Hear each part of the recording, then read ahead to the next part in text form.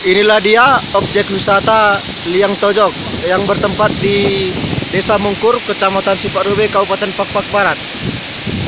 Liang Tojok adalah salah satu objek wisata yang paling potensi dimiliki oleh Kabupaten Pak-Pak Barat yang hingga saat ini belum banyak yang mengenal. Kami dari komunitas pemuda Pak-Pak,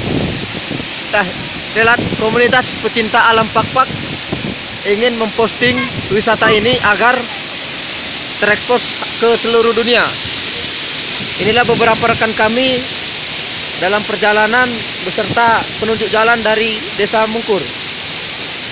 Ini adalah Sutejo.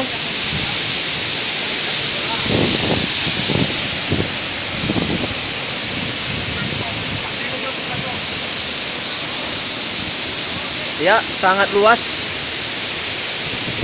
Lokasi ini berkisar kurang lebih luasnya 5 hektar.